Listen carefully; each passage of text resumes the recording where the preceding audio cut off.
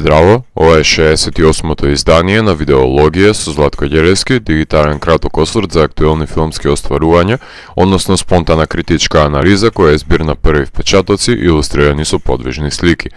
На денешниот репертоар е Полар на Јонас Акерлунд, во кој станува збор за најдобриот светски платен убиец Данкан Визла, глумен од Мац Микелсен, познат по псевдонимот Блек Кајзер, кој му доаѓа времето за пензионирање, но неговиот шеф не сака да му ја исплати пензијата, праќајќи му армија на помлади убици по него за да го ликвидираат, не дозволувајќи му на Данкан да се пензионира од работата додека не го сотре последниот од нив. Филмот се базира на култниот веб-комик на Виктор Сантос, издаден за Dark Horse, именуван како Polar Came from the Cold, и доколку не беше реализиран за Netflix, никогаш немаше да добиеме речиси доследна филмувана верзија на стрипот, бидејќи изобилува со непоимливо крволочно насилство и голотија. Netflix го овозможи овој акционен филмски бисер баш поради тоа што не подлегнуваат на цензура, но ме плаши фактот дека ова беше нивното последно ура, со оглед на тоа што го подпишаа договорот со MPAA, според кој нивните дела ќе подлежат на рейтинг. Дали тоа ќе влијае врз уметничкиот интегритет, ќе покаже иднината. Филмот не отскокнува од препознатливиот стриповски маниризам на протагонист кој е антихерој со срце и правичен кодекс на однесување според кој е убеден, кој се соочува со подмолен и недораснат негативец кој до вчера бил негов работодавач. За да дојде до нивната средба мора да умрат многу ликови, помеѓу Мац да загуби едно око и да преживее една грозоморна физичка тортура, но и да елиминира многобројни убици кои имаат вперено нишан на неговото чело, но нема да имаат можност да го притиснат шкрапалото. Данкан е молчалив убиец, на кому одмилена му е доделената животна улога, осамен волк, натежнат од траума која понира од непроменливо минато, која се обидува да ја поправи со префрлување на средства, но ниту еден живот не може да се врати со пари и да се искупи човек за скратените копнежи. Меѓутоа, не е единствениот кој има трауми од минатото и сака одмазда. Данкан е во потрага по ветениот спокој надвор од цивилизацијата, но сака да ја сподели својата самотија. Бил во 99 земји и знае 8 јазици. Бил свет човекот кој извршувал туѓи наредби. Во малото градче кај што хибернира, локалните жители се без идеали, со пропадната иднина, без пари и кај нив доаѓа неапологетски Ханибал Лектор со придушувач. Истрели од глава, распетие и дупчење на череп до рафално расчеречување од страна на човек од баталион, ќе забележите во една крволочна оркестрација и во масовни и во поединечни сцени, во кои сите платени убици се намамуваат со постоечките подли трикови во играта на мачка и глушец. Антитежата се воспоставува со забавни сцени, кај што Мац подучува деца на начини на убивање и изглед на распаднато тело. Сатирата на американското општество недвосмислено е наменска. Не е прв пат Мац да загуби око во филм, предходно направи жртва од тој тип во Казино Ројал и Валхала Райзинг. Неговиот лик е заглавен во два света во постојан контрапункт. Тајниот е фуриозен, во кој животот се одзема за една секунда, а јавниот е досаден и безволен, на моменти тривијален и апсурдно банален. Па и самиот лик е подвоен, не е добар човек, но прави добра работа.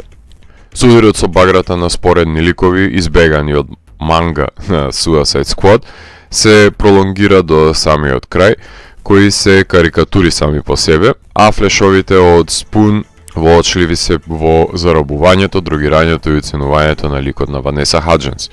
Данкан се откажува и од цигари и од алкохол, на ист начин како што се откажува од убивање, на никаков.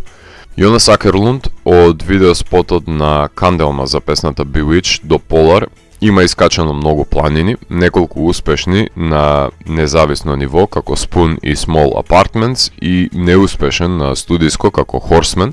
Својата визуелна естетика во видеоспотовите почна да ја развива од сега веќе култните видеозаписи на Roxette, The Prodigy, Madonna, Metallica, Jamiroquai, Iggy Pop, The Smashing Pumpkins, Moby, U2, Ozzy Osbourne, од Кристина Агилера и Роби Вилијамс до Рамштайн и Сатирикон, од Бионси до Queens of the Stone Age.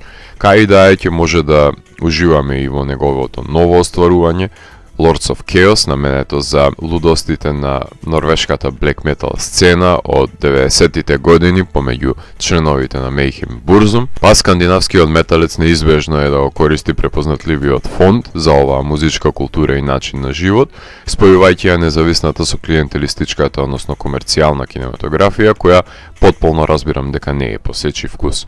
Тој се дружи со уметници кои ги делат неговите убедувања за естетски радикализам, како што е Deadmau5, кој направи опасна електронска музика. Кинематографот Парем Екберг користи интензивирани бои, воочливи од првото километарско зумирање и последното од зумирање, кај што природното зеленило е заситено на стероиди, а дизајнот на смелата и детална Ема Ферели изобилува со впечатлива шареноликост, а сепак успева да биде препознатлив за карактерите на сите ликови кои живееле и ќе умрат во него. Со разиграната и нескротлива палета може да се заклучи дека филмот има поразличен сензибилитет од стрипот, кој е редуциран на бои, но ова е смела одлука која настанува насреде преносот на квалитетите меѓу двата медиуми. Стрипот е минималистички и начално без балони со говор пред да го откупи Dark Horse, но не и помалку крвав. Дуби Уајти лесно е да ја задржи динамиката на филм, кога има акциони сцени во изобилие, поделени екрани, снимање од рака и брзи резови монтирани на кокаин, посебно кошмарната халуцинација во прво лице во која уживав на секое редондантно прикажување со сите миниатурни варијации. Одјавната шпица е подеднакво неконзистентно монтирана како и самиот филм, но сигурен сум дека овој филм нема да биде по вкус на многумина, баш поради неговиот неконтроллив ритам на двата света и прекумерното насилство. Џон Вик би се исплашил и скрил во некое ќоше во собата, покриен со ќебе, доколку би го погледнал филмот, но иако има една прекрасна кореографија која ги обединува ерос и танатост и незамисливи идеи на масакрирање со ласерски нишан од секој прс, не може да се мери со лудилото на Тимоти Хјанто и неговите кореографии, но Црниот Кајзер не смее да се подцени, посебно кога гол се шета низ снег и убива све што ќе сретне.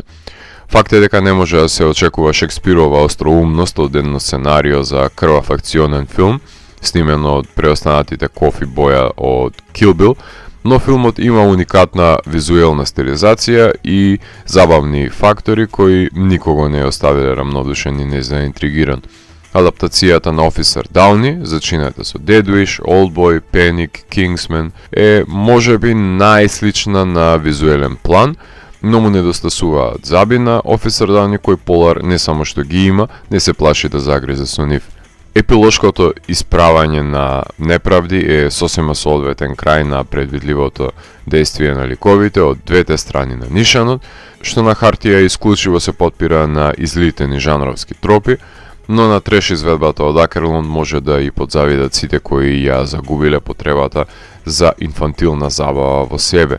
Уште еднаш потенцирам, станува збор за безцелна забава која е наменета да не се стреми кон високи естетски мерила, туку има намена да долови исполиран мазохизам за очите.